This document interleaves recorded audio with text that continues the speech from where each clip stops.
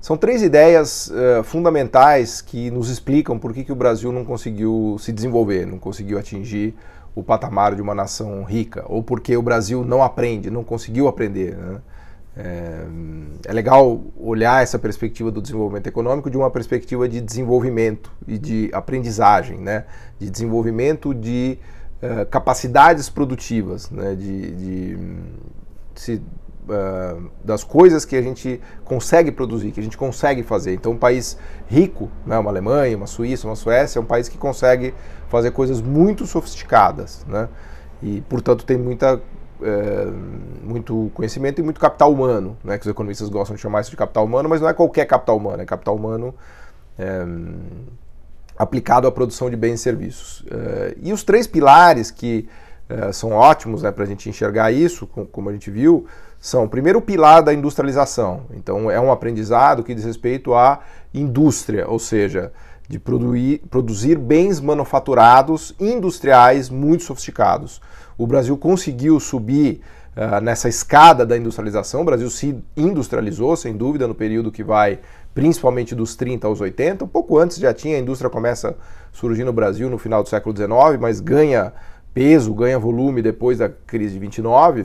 E aí o Brasil vai se industrializa até um patamar interessante no início dos 80, subindo um pouco do que a gente sempre diz da escada tecnológica, só que não consegue se industrializar na parte mais avançada e mais sofisticada do espectro de bens e serviços. Então o Brasil, num certo sentido, ele passa por uma ascensão e queda da indústria, né, que a gente fala o tempo todo, uma ascensão e queda ainda num nível prematuro. A desindustrialização brasileira se dá num nível prematuro. Então esse é o primeiro pilar que a gente precisa entender por que o Brasil não deu certo, porque a gente não se tornou um país rico, é que a nossa industrialização sobrou, né? O processo de industrialização no Brasil não deu certo. A gente se industrializou de maneira quase que incipiente do ponto de vista tecnológico produtivo. Houve o avanço, né, da indústria e depois uma regressão da indústria.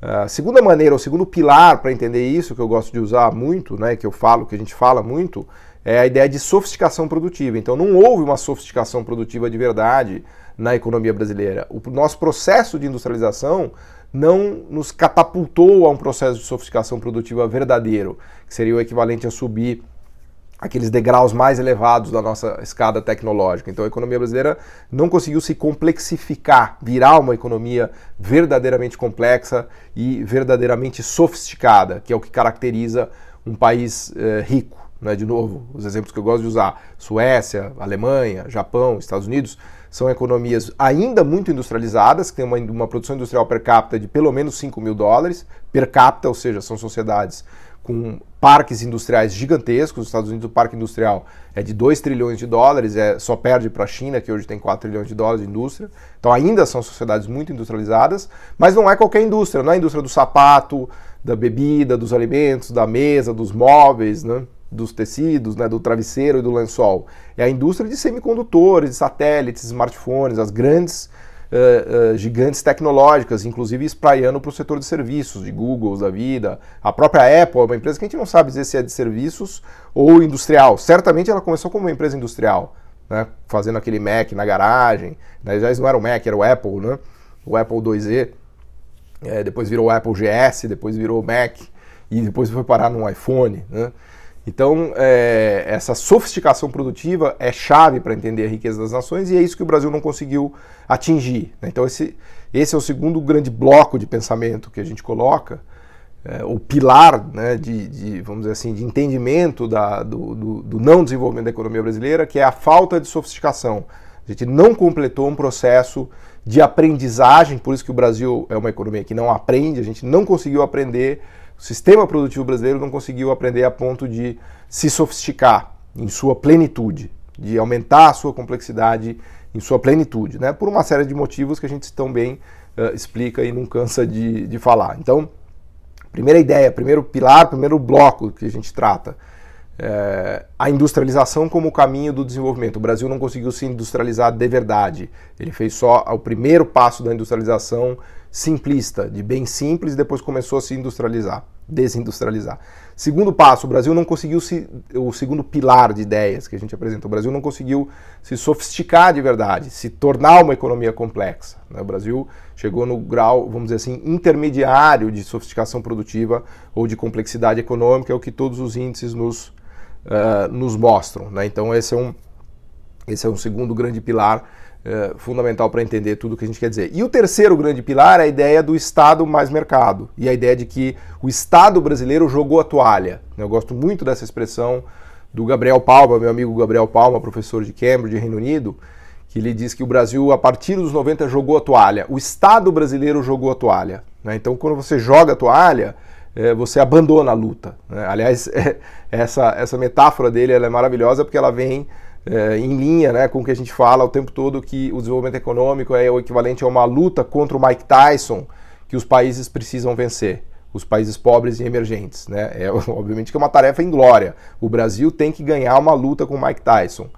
Não precisa ser todas as lutas, mas alguma luta a gente vai ter que ganhar, ou quanto mais lutas a gente ganhar, melhor. Nossas empresas têm que ser capazes de entrar na arena, no ringue, né, industrial do mundo e ganhar lutas, vindo de uma posição muito assimétrica, de uma posição de pobreza tecnológica, de insuficiência tecnológica, de carência de escala produtiva, de escopo, de acesso a capital, ou seja, necessariamente é uma luta assimétrica. Por isso que eu gosto da metáfora do Mike Tyson. Só que a gente tem que ganhar. Para ganhar essa luta, só existe uma maneira, né? A ajuda do Estado. O Estado do país pobre, emergente, no caso o Estado brasileiro, tem que ajudar as empresas a conseguir ganhar essa luta contra o Mike Tyson.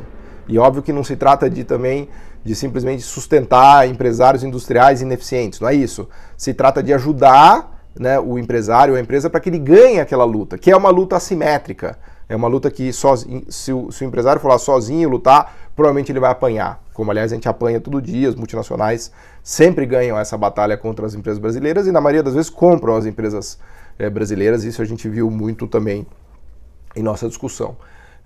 Então, quando o Estado brasileiro joga a toalha nos 90, ele abre mão de ajudar o setor privado brasileiro para competir no mundo, na arena mundial, nessa arena assimétrica. Então, abrir mão de políticas industriais, né, de políticas públicas que ajudem na sofisticação do sistema produtivo, é um tiro no pé, né? O jogar a toalha de tentar se desenvolver. Quando o Malan vem e diz que a melhor política industrial é não ter política industrial, né, seguindo uma frase célebre do Gary Becker dos anos 80, Malan, está jogando a toalha, falou, não dá, esquece, vamos deixar o mercado operar, fazemos nossas vantagens comparativas, né? O Malan, Gustavo Franco, o FHC, eles querem, aliás, a frase do Gustavo Franco é muito simbólica disso, que o Gabriel Palma também cita no trabalho dele. O Gustavo Franco, ele queria desfazer 50 anos de estupidez. Essa é a frase ipsis literis do Gustavo Franco. O projeto do FHC e do Malan era desfazer e desconstruir 50 anos de estupidez, que são os 50 anos que vão de 1930 até 1980. Então, o Estado brasileiro muda completamente, as forças que assumem o Estado brasileiro mudam completamente a visão em relação à industrialização e à sofisticação produtiva, né? E mudam de maneira radical, assumindo uma postura destrutiva. Temos que destruir, temos que desfazer toda a estupidez que foi feita no Brasil em 50 anos. É claro que com isso a gente não defende que erros não tenham sido cometidos, de talvez tarifa excessiva, talvez subsídio excessivo, talvez endividamento externo em dólares, que a gente fala muito excessivo, vários problemas vários erros foram cometidos ali.